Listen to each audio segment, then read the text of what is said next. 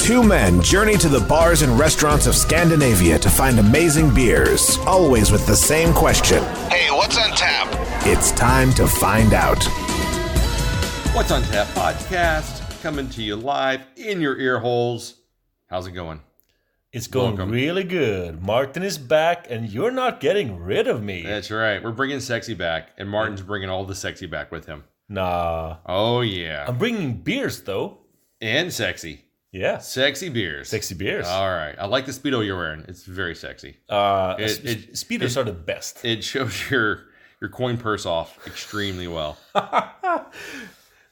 And today, we have two beers from Amager. Amager, as they say in Denmark. No. Amager.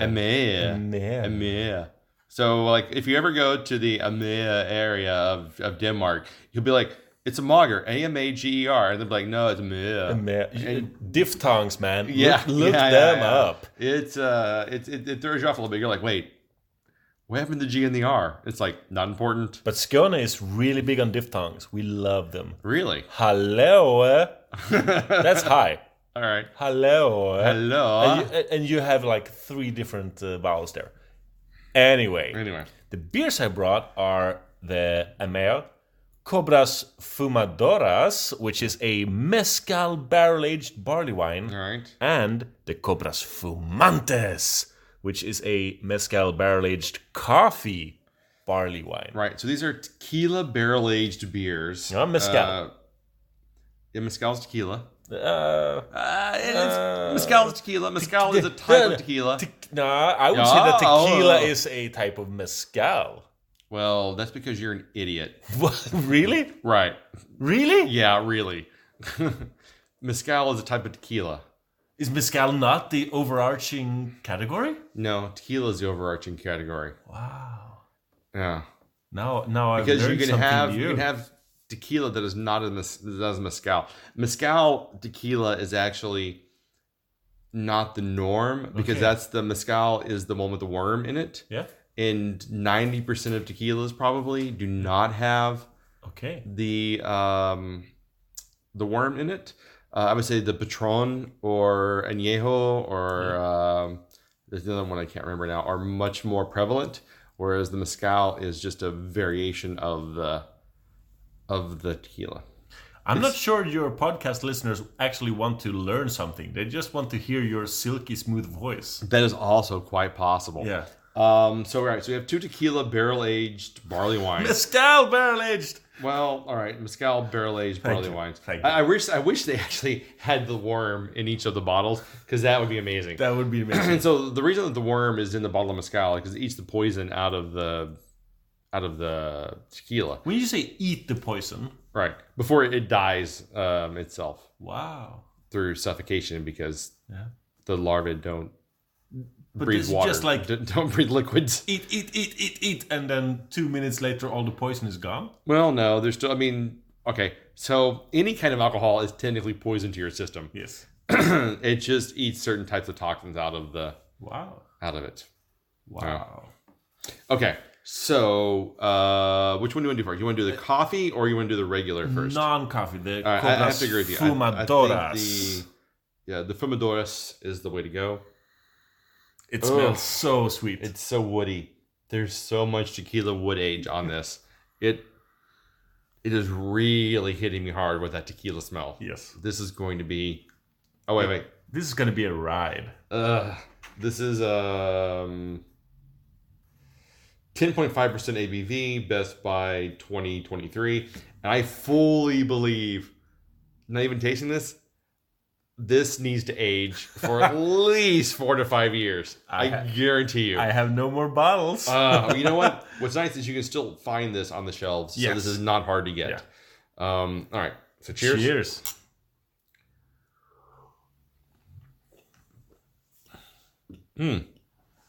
All right. So you get the woodiness.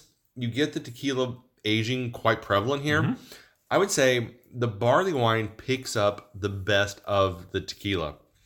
And so I think a lot of people think of tequila as doing Jose Cuervo shots. Yeah. Or just like a really, you need the salt and the lime to like grit your teeth against because it's going to be like, oh, it's going to burn. Yeah. But really good tequila is very similar to really good whiskey. Right. Yes. And the higher the quality of the tequila, the more you want to sip it and enjoy the essence of the tequila. And this, for me, really brings out that... The better qualities. The better qualities of the tequila. Because it's got the woodiness. It's got the smoky. The barley wine just brings in a little sweetness to it. Complements it. This is a much more complex beer than I was expecting. I've had tequila barrel-aged imperial stouts that are not even close to this level of complexity. No. I think the stout roastedness... would fight against the tequila. So I think a barley wine, an old ale, a wee heavy, I think these kind of more, we'll call them inert kind of beers would complement those tequila characteristics much, much better than doing a like a porter or a stout. I think those are too heavy and they just become a muddy, probably... You lose out on the essence of the tequila part. Yeah, I think this does. I think this honors the mezcal. Yeah, I think it's the thing with like gin aged beers. I think that if you wanted to complement the botanicals and the juniper of the gin, I think that a barley wine or a wee heavy would again complement that a little bit better than a stout or a porter or I'm trying to think of other gin barrel aged styles that I've seen, which is not one of my favorite barrel aged styles. I got to be honest with you. So a while ago, during this year, I had the Nerd Brewing beta number 26 or 27, which was a juniper berry and juniper oak aged barley wine.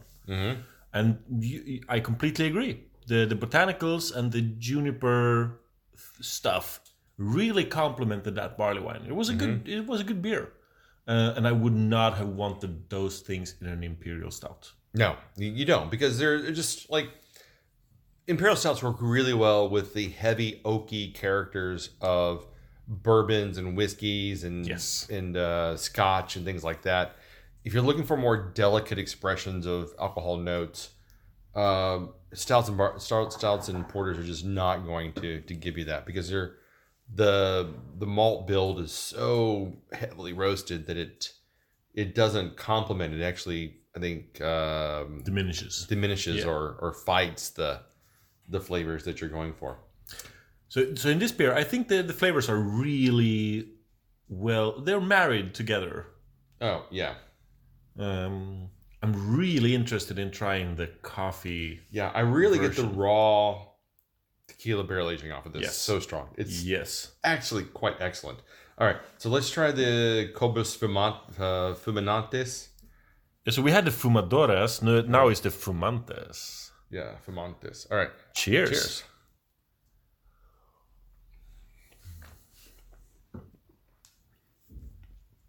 Immediately, the coffee flavor seeps through. Yeah. You can see, comparing them side by side, you realize that they're the same base beer. Mm-hmm. They're not that different. I think they're quite different. I find that the tequila flavor in the coffee one is muted quite heavily. I think the coffee actually unbalances the beer quite a bit. It's not that it's not bad. It doesn't it still tastes good. I still enjoy it. But where I find the tequila really enhances the barley wine in the Cobras Fumadoras, I find that the Cobras Fumantes, it's a little... It's not as clean or distinct. I think the coffee muddles things quite a bit. Maybe I don't. Yeah, I do agree that the first one is better, but I'm not feeling that super great difference. There are some slight variations, but I can still taste the mezcal in the coffee variation. No, you still get the coffee, but it's a secondary note. It's an underlying theme. It's much sweeter. I think the sweetness of the barley wine comes through a little bit better. I think the base beer shines through more in the coffee barrel aged one because it pulls the mezcal barrel aging down, brings in the coffee, which adds a bit of acidity to it, which allows the sweetness to kind of shine through a little bit better. The acidity I can completely agree with. Whereas if you're just going for the rawness of the tequila and the barrel aging experience, I think the Cobras Fumadoras just nails it, just hands down. Yeah, but you're convincing me. You're pulling me into your train of thought, and I agree. As well, I should be. It should be that every time, right? It's the way I work. Yeah. Enhancing and influencing.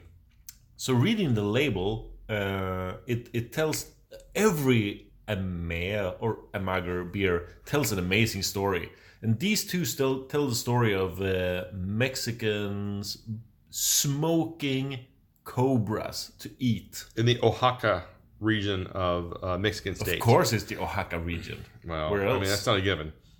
Where else would it be? But smoking cobras to eat and taking that as the inspiration for a barley wine, I love it. I mean, how can you not love it? It's not like some brewers, they go, I made an IPA because of other IPAs I've made. I've tasted. And that's kind of boring.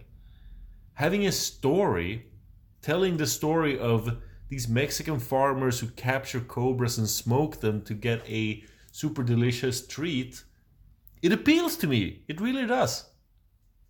Okay, they talk a lot about tobacco flavors in this. Do you get tobacco flavors off of this? In the second one, the coffee one, I was about to say cigars. Yeah. But then you came with a really good argument and I lost my train of thought. That happens. In the non-coffee version, I don't feel that cigar or tobacco flavor. But there's something in the coffee flavor. Maybe it's like you say, the coffee thingy diminishes the mezcal tequila barrel thingy, and more of the underlying stuff comes out.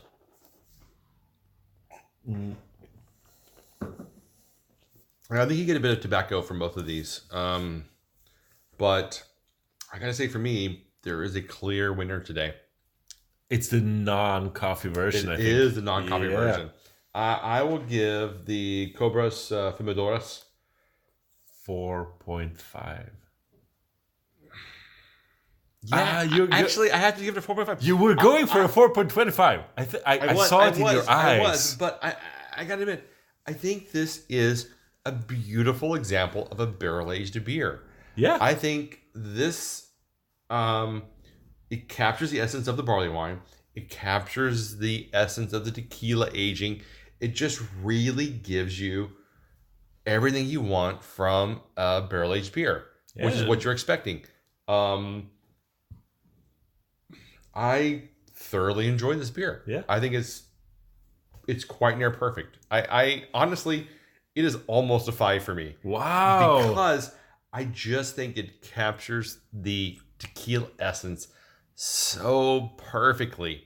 If we rate into style, and if mezcal / tequila barrel aged barley wines is a style, then it's a 5. Well, it's a specialty style. It's the best mezcal barrel aged barley wine I've ever had. Well, no, I would say okay, that's too hyper specific because it is. There's only maybe like you'd probably 10. If you find 10, you're lucky. But I would say when it comes to barrel aging.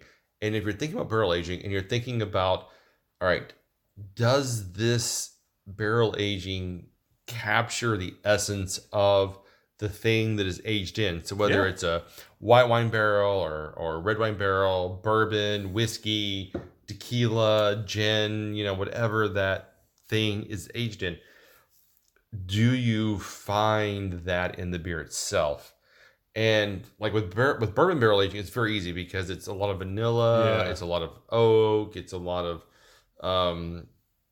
sweetness, and it's very identifiable. And I think this is in that same caliber where it's like if you are familiar with tequila and the notes and the resinous natures of tequila, you're going to easily identify this beer with that. And I think that's why I think it's a 4.5. Like I said, bordering on 4.75. Bordering on actually 5. Wow. I think this is an exceptional beer. I really, really enjoy this. However, the Cobras Fumantes only gets like a 3.75 for me. It gets a 4 for me. It's a 4.5 for the non-coffee and a 4 with coffee. Yeah. I think the coffee really pulls back from the tequila barrel aging and introduces a little too much sweetness and muddled flavors for me to... But it's This is very interesting where you're giving, in this case, a 0.75 difference between two. It's the same beer.